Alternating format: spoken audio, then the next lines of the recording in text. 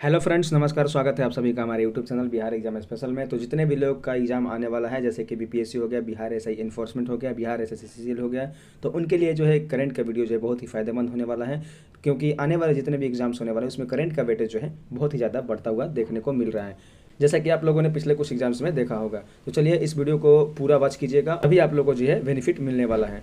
तो चलिए practice set number 9 देखते हैं। और इससे पहले जो हम लोग को प्रैक्टिस सेट नंबर 1 से लेकर 8 तक जो है यूट्यूब चैनल पर करा चुके हैं। अगर आप लोगों ने अभी तक नहीं देखा है तो आप लोग यूट्यूब पर जाकर प्लेलिस्ट में जाकर वहाँ से आप लोग 1 से 8 तक जो है प्रैक्टिस सेट देख सकते हैं। तो चलिए प्रैक्टिस सेट नंबर 9 का क्वेश्चन नंबर 1 देखते हैं। नंबर 1 में दिया गया कि भारत ने किस देश को हराकर 5वीं बार men's hockey Asian championship trophy जीत ली है। आपको बताना है कि भारत जो है किस देश को हराकर 5वीं बार हॉकी एशियन चैंपियनशिप जो है मेंस का जो है ट्रॉफी जीत लिया है। तो इसका right answer option number B, चीन को हराकर जो है भारत इस ट्रॉफी को जीत लिया है। चलिए अगला प्रश्न देखते हैं। क्वेश्चन नंबर 2, देश की पहली नाइट सफारी के संबंध में आपको बताना है कि कौन सा कथन जो है सही है। देश की पहली नाइट सफारी के संबंध में देखिए, कथन नंबर 1 में दिया गया कि इसका निर्माण देहरादून में किया जाएगा, तो ये कथन गलत है। देश की पहली नाइट सफारी का जो उद्घाटन है, निर्माण जो है देहरादून में नहीं किया जाएगा, ये आपका जो है यूपी में लखनऊ में किया जाएगा। तो कथन नंबर 2 में देगा कि यह 900 एकड़ में लखनऊ के कुकरैल क्षेत्र में विकसित की जाएगी, तो ये कथन आपका सही है। कथन नंबर 3 में देगा कि इसके निर्माण में कुल 1510 करोड़ रुपए खर्च होंगे, तो ये भी कथन जो है आपका सही हो जाएगा। आपसे सत्य कथन की पूछा गया तो आपका सत्य जो है हो जाएगा 2 और 3 जो है इसका राइट आंसर हो जाएगा। ऑप्शन नंबर बी जो है 2 और 3 कथन जो है आपका सही हो जाएगा। चलिए अगला प्रश्न देखते हैं। क्वेश्चन नंबर 3, भारत का पहला CO2 से मेथनॉल बनाने वाला प्रायोगिक संयंत्र कहाँ प्रारंभ किया गया है। भारत का पहला जो है CO2 से मेथनॉल बनाने वाला प्रायोगिक संयंत्र जो है कहाँ स्थापित किया गया है। तो इसका राइट आंसर हो जाएगा ऑप्शन नंबर डी, पुणे में जो है पहला CO2 से मेथनॉल बनाने वाला प्रायोगिक संयंत्र को स्थापित किया गया है। चलिए अगला प्रश्न देखते हैं। क्वेश्चन नंबर 4, भारत में मशरूम से पनीर बनाने की जो है तकनीक का पेटेंट कराने वाला पहला संस्थान कौन सा है। तो इसका राइट आंसर होगा option number C, doctor Rajendra Prasad केंद्रीय कृषि विश्वविद्यालय जो है पूसा जो है मशरूम से पनीर बनाने की तकनीक को पेटेंट कराने वाला पहला संस्थान बना है। चलिए अगला प्रश्न देखते हैं। क्वेश्चन नंबर 5, क्वेश्चन नंबर 5 में देगा कि संयुक्त राज्य अमेरिका जो है का राष्ट्रीय खुफिया निदेशक के रूप में किसे नियुक्त किया गया है। तो इसका राइट आंसर होगा ऑप्शन नंबर बी, तुलसी गबार्ड को जो है संयुक्त राज्य अमेरिका की राष्ट्रीय खुफिया निदेशक के रूप में नियुक्त किया गया है। चलिए अगला प्रश्न देखते हैं। क्वेश्चन नंबर 6, किस देश ने गहरे समुद्र में अंतरिक्ष स्टेशन का निर्माण के लिए मंजूरी दी है। तो इसका right answer option number D, चीन जो देश है इसने गहरे समुद्र में अंतरिक्ष स्टेशन के निर्माण को मंजूरी दे दी है। चलिए अगला प्रश्न देखते हैं। क्वेश्चन नंबर 7, किस स्थान में दक्षिणी गोलार्ध के सबसे बड़े हिंदू मंदिर का जो है उद्घाटन किया गया है। तो इसका right answer option number C, Johannesburg जो है दक्षिण अफ्रीका में है, इसमें जो है दक्षिणी गोलार्ध के सबसे बड़े हिंदू मंदिर का उद्घाटन किया गया है। चलिए अगला प्रश्न देखते हैं। क्वेश्चन नंबर 8, टाइफाइड को खत्म करने हेतु दुनिया का पहला टीका बना है। इस संबंध में आपको कथन पर विचार करना है और आपको बताना है कि कौन सा कथन जो है असत्य यानी गलत कथन की पहचान करना है। टाइफाइड को खत्म करने के लिए दुनिया का पहला टीका बनाया गया। इस संदर्भ में देखिए, कथन नंबर 1 में दिया गया है कि इसका निर्माण भारत के द्वारा किया गया है, यह कथन सही है कि भारत ने जो है इसका निर्माण किया है।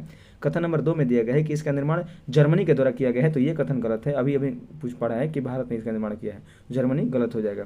कथन नंबर 3 में दिया गया है कि यह सिर्फ 2 वर्ष के ऊपर के बच्चों को और शिशुओं के लिए स्वीकृत है, तो यह भी कथन आपका गलत हो जाएगा, ये 2 वर्ष के ऊपर के बच्चों के लिए नहीं है।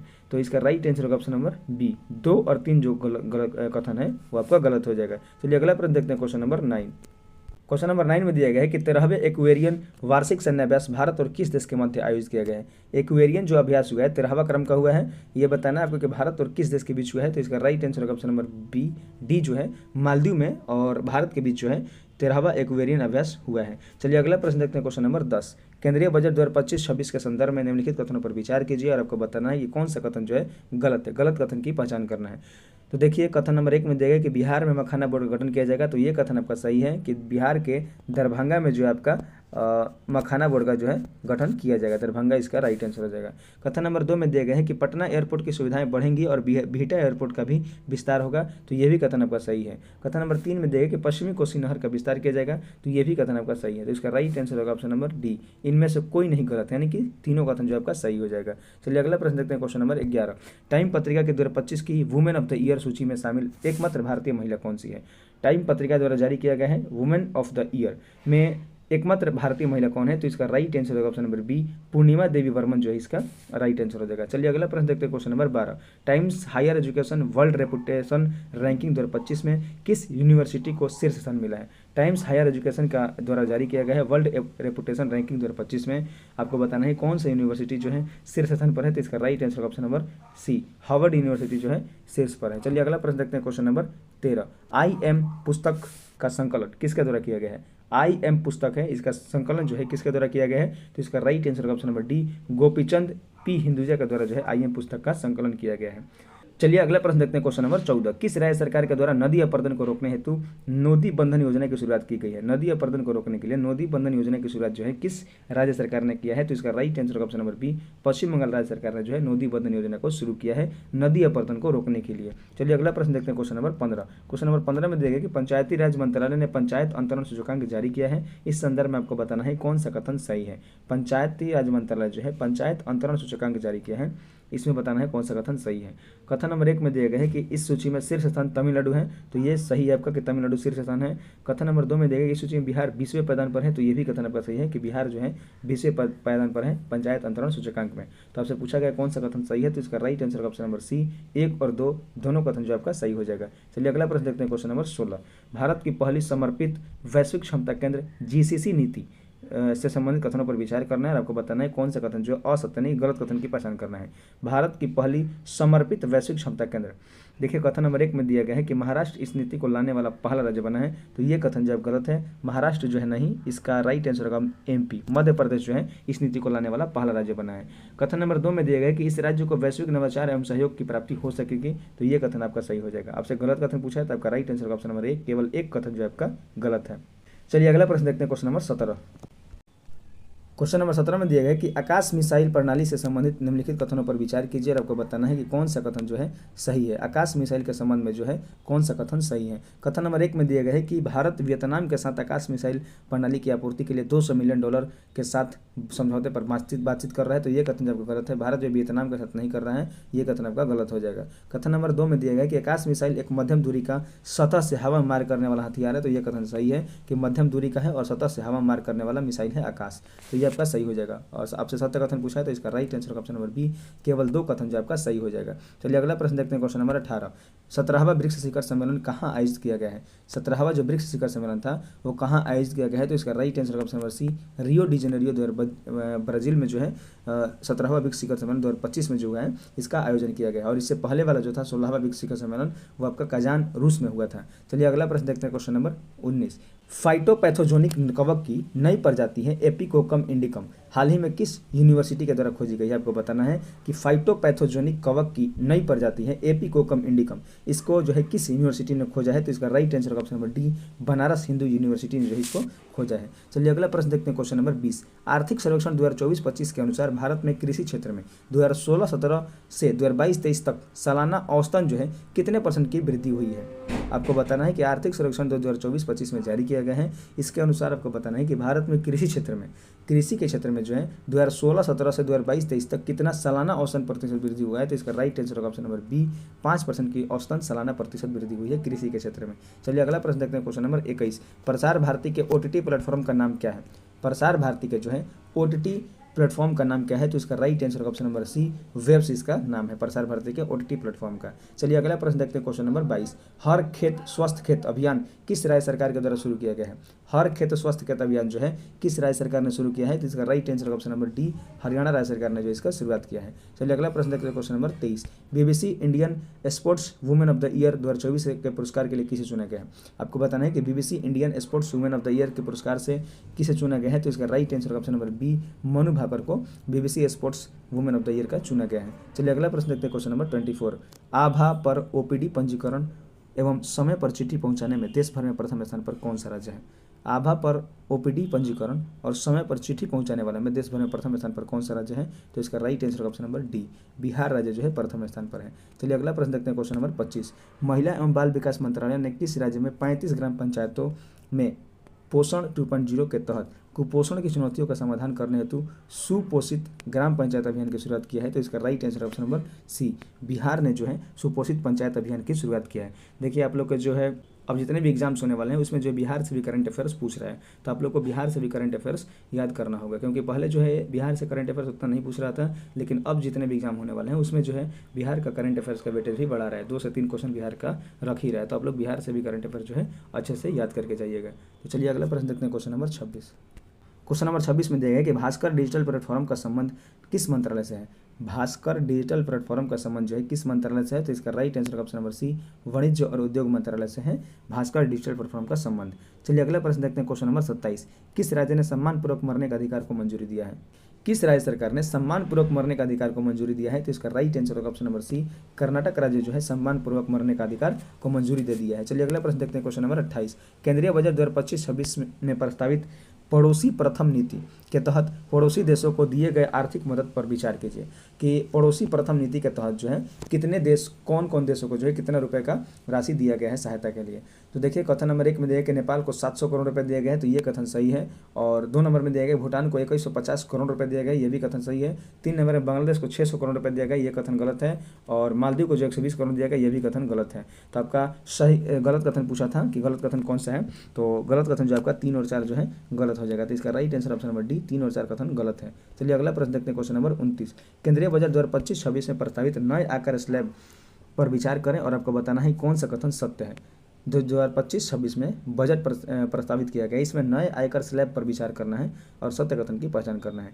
कथन नंबर 1 में दिया गया कि 12 लाख तक की आय पर 0% टैक्स लगेगा, तो ये कथन आपका सही है। कथन नंबर 2 में दिया गया है कि 12 से 16 लाख तक के 15%, तो यह भी सही है। और 16 से 20 लाख तक 20%, तो ये भी सही है। और 20 से 24 तक आपका 30%, तो ये भी आपका गलत हो जाएगा। 20 से 24 पर 30% नहीं, आपका 20 से 24 पर 25% होगा।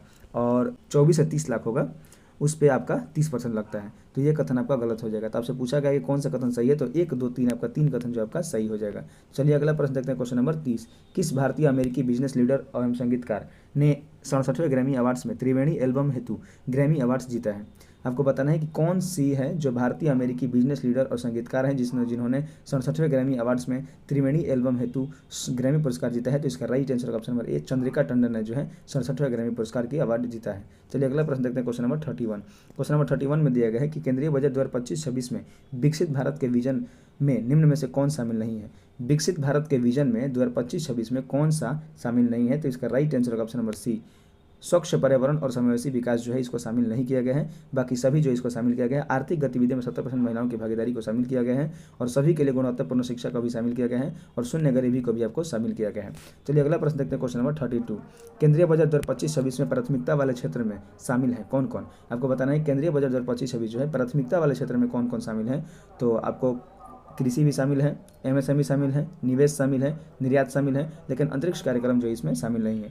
4 को जो है प्राथमिकता श्रेणी में रखा गया है, कृषि, एमएसएमई, निवेश, निर्यात। तो इसका राइट आंसर होगा ऑप्शन नंबर बी, केवल 1, 2, 3, 4 इन्हीं को शामिल किया गया है। चलिए अगला प्रश्न देखते हैं, क्वेश्चन नंबर 33। केंद्रीय बजट 2025-26 में दालों में आत्मनिर्भरता पाने हेतु 6 वर्ष मिशन का किसे शामिल नहीं किया गया? आपको बताना है कि किन किन दालों में जो है आत्मनिर्भरता प्राप्त करने के लिए 6 वर्षों में शामिल किया गया और किस में शामिल नहीं किया गया, आपको इसमें बताना है। तो इसका right answer option number C, मूंग जो है इसमें शामिल नहीं किया गया। बाकी 3 जो है मसूर, उड़द और तुर, यानी कि इसी को जो है अरहर कहा जाता है, तुर को, तो आपका ये भी हो जाएगा। 3 को शामिल किया गया है 6 वर्षीय मिशन के तहत, लेकिन मूंग को जो आपको शामिल नहीं किया गया है। चलिए अगला प्रश्न देखते हैं, क्वेश्चन नंबर 34।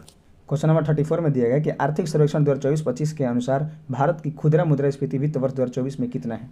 आर्थिक सर्वेक्षण जो 2024-25 में जारी किया गया है उसके अनुसार आपको बताना है कि भारत की खुदरा मुद्रास्फीति वित्त वर्ष 2024 में कितना % थी। तो इसका राइट आंसर होगा ऑप्शन नंबर सी, 4.9% खुदरा जो मुद्रास्फीति थी। चलिए अगला प्रश्न देखते हैं, क्वेश्चन नंबर 35। भारतीय भाषा पुस्तक योजना का उद्देश्य क्या है? भारतीय भाषा पुस्तक योजना का उद्देश्य क्या है? तो इसका राइट आंसर होगा ऑप्शन नंबर बी, भारतीय भाषाओं में डिजिटल पाठ्य पुस्तकें उपलब्ध कराना।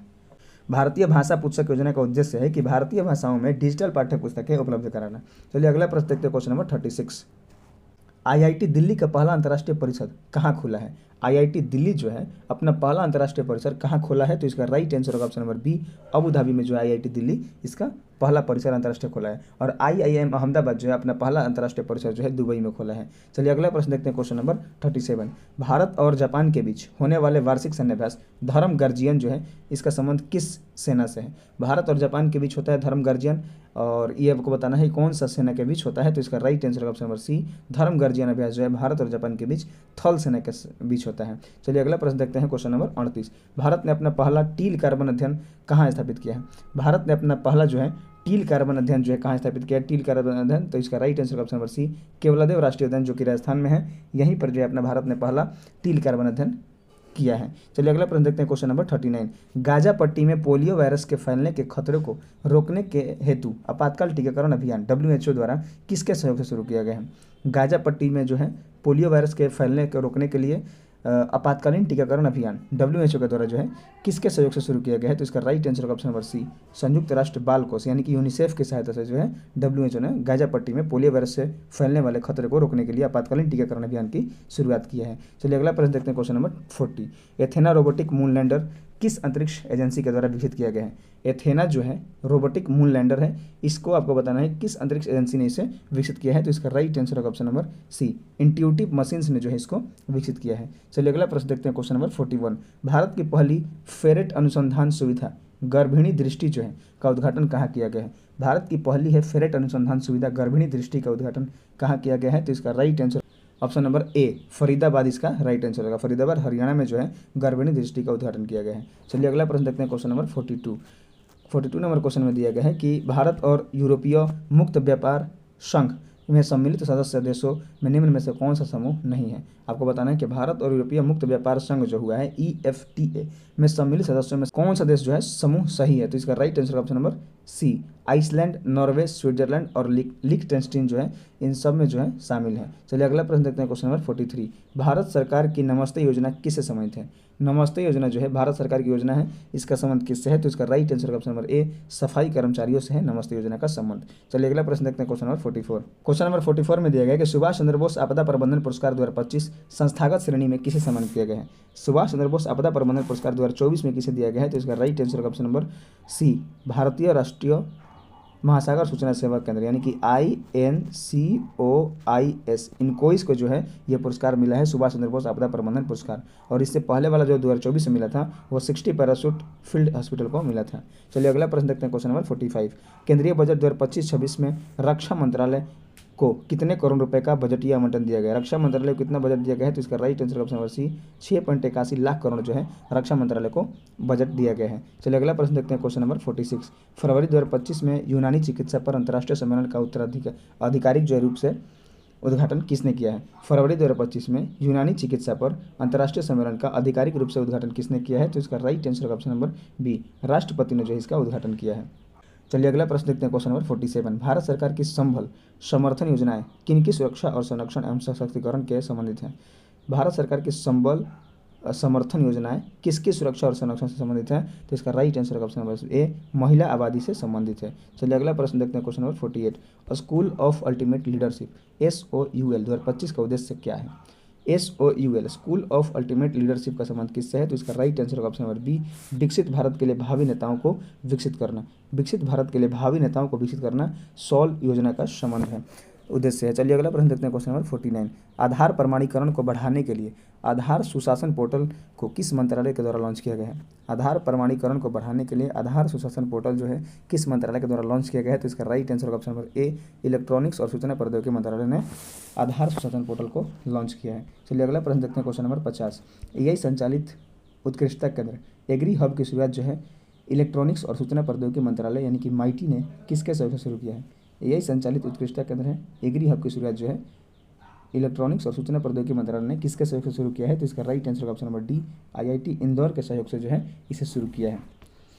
तो चलिए इसी के साथ जो आपका सेट नंबर 9 समाप्त हो चुका है। और आप लोग को वीडियो अगर अच्छी लग रही होगी तो वीडियो को लाइक कीजिएगा और चैनल को सब्सक्राइब करके बेल आइकन को ऑल प्रेस कर दीजिएगा। और वीडियो को जो है अपने दोस्तों में ज़्यादा से ज़्यादा शेयर कीजिएगा ताकि उनकी भी तैयारी जो है करंट में बहुत अच्छी हो सके। तो चलिए मिलते हैं नेक्स्ट वीडियो में सेट नंबर 10 के साथ, तब तक के लिए धन्यवाद।